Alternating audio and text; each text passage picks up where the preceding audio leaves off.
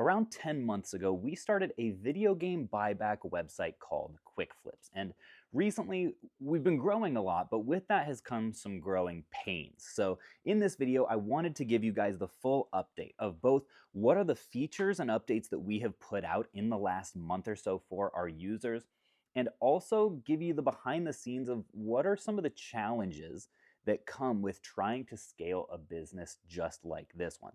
I've got 3 updates and 3 challenges for you guys. Let's get into it. The first big one that our users were really stoked about is just this last month, we added multiple console libraries of games that we can now buy through our hot list. We never used to take PS1 games before, and now as of December 1st, we are taking them. The reason that we didn't was their cases are so fragile and flimsy that oftentimes when they go to Amazon, they'll break and they have higher return rates. So we'll have to figure out a solution to that that's as cheap as possible. Hopefully we won't have to like individually box each of these things. We're going to experiment with bubble wrap and stuff like that, but that's why it took longer for us to add these. We also added Sega Genesis games. We only have maybe a dozen or so of these that we're buying right now, but fortunately they are very common ones. And the last one that we added was Xbox One games, but we haven't gotten any of those in through the buy list yet, or through our hot list rather. So that was the first big update because those are entirely new libraries of games that our users can now look for to flip directly to us that our prices are really good on. The next big update was our prices on DS and 3DS loose games shot through the roof. Previously, I believe that we were paying about 70% as much for a loose game of LEGO Battles as we were for the complete version of this same game. And just this last month, we increased it to like 85 or 90%. So across the board, all of our loose and I think even missing manual games went up a good bit on DS and 3DS games. So if you've got a lot of these lying around, we've had definitely increased rates of submission on these bad boys, which has been great. Prices going up, that's always a good thing. And then the last one, don't look at my little hand notes here that I wrote. This is the quality you can expect on this ReNixP sale channel, folks. The last big update that we added was Flips of the Month. What Flips of the Month are temporary price increases on a very small number of items. So this month's first ever Flips of the Month included Mario Kart Wii, which normally we'll pay $23 for.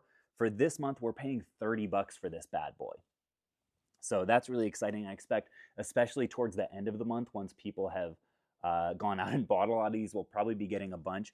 We pick those games based on what we are out of stock on.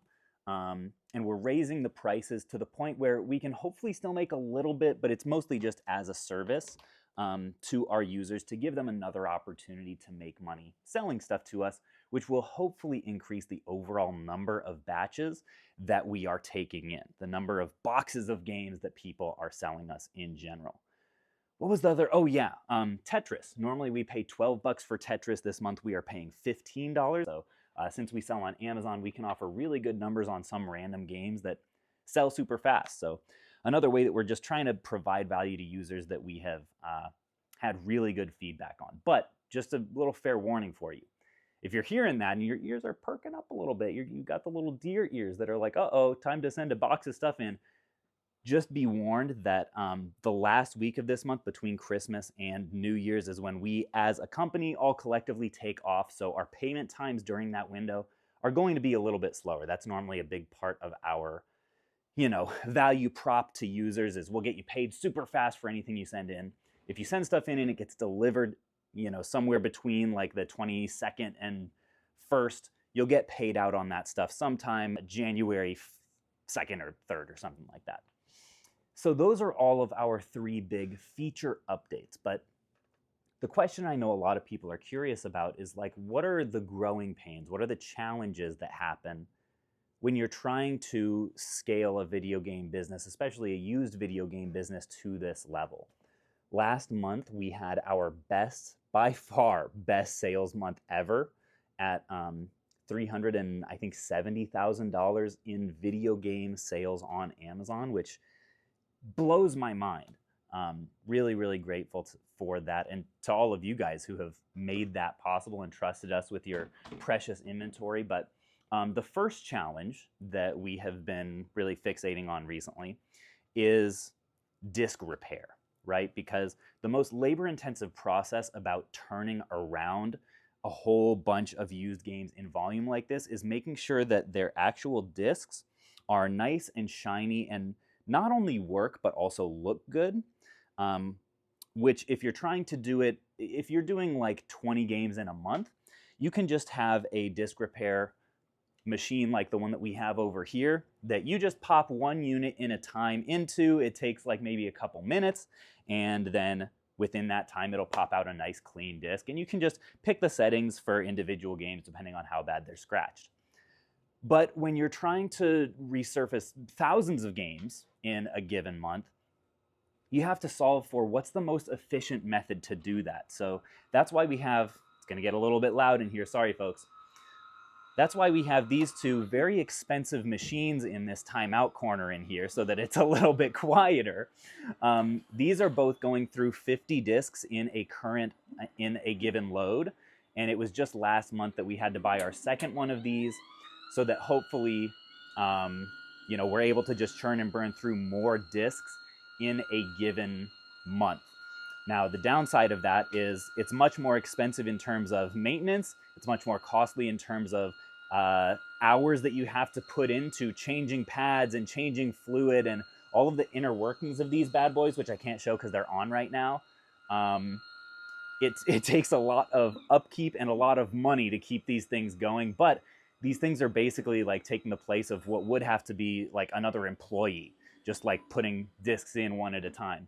We also upgraded our storage system here. We've got a much deeper backlog now of extra cases and extra chargers for the handhelds and disc-based games that may need cases or chargers replaced. Just having this all accessible. Spencer was telling me at this point we have over 1,000 Wii game replacement cases, so we won't need to restock on those for a while, which is good. Always remember, folks, every grand expotition begins with the first step, in the wise words of my favorite chubby little cubby. So scaling up our disk processing is the first big challenge. Don't mind me as I look at my hand note here. The second big challenge has been balancing our monthly, like our week by week inventory acquisition with how many labor hours we have available. Can you guys, if I pause for a second here,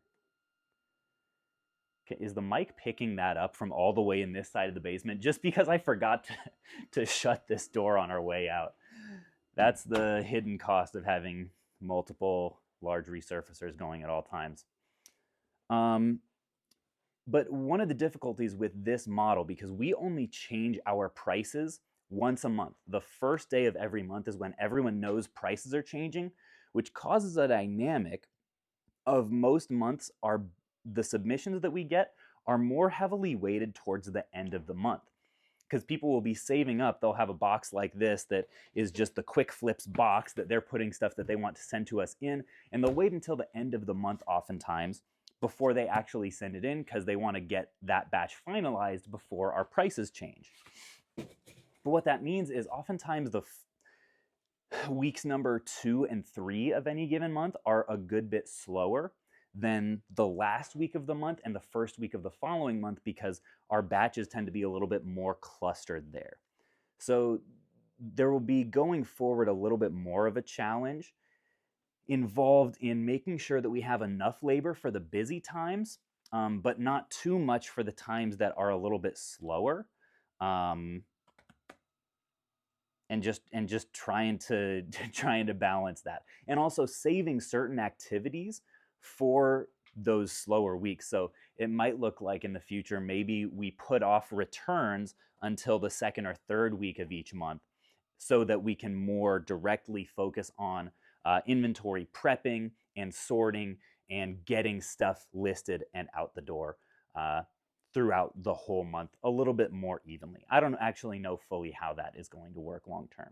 Now, folks, those of you who have been around and watching our journey for a long time may remember that when we first started Quick Flips and we're just starting the process of getting used video games in bulk, one of the constant things that we were having to tweak every month is our condition guidelines.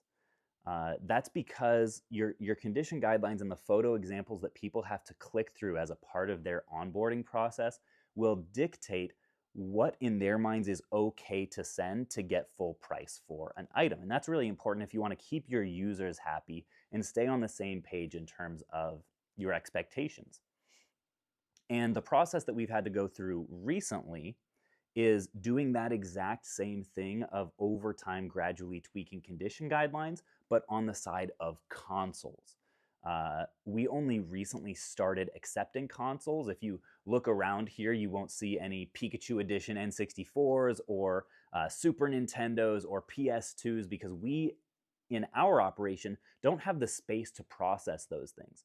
So in October, we added a partner buyer in Sosa Games to buy all of our consoles. And so the last couple months have been a process of over time refining those condition guidelines to make sure that the condition works not only on the user side, but also on Sosa's side. We want to keep all of our users really happy and knowing exactly what to expect when they're sending in consoles and controllers.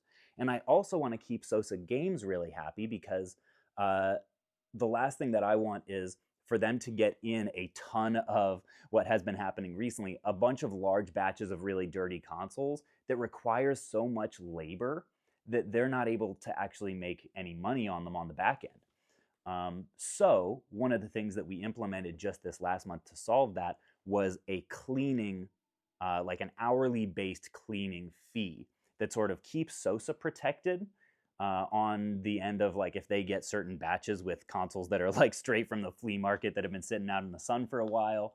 I don't want them to lose out on those large batches, but also I want to be very clear and upfront with our users that what our condition expectations are so that when they're considering in their mind, do I send this console in? Has it been tested? How complete does it need to be? Does it need to have the cords or controllers? And how dirty can it be? How much work do I need to put into this thing?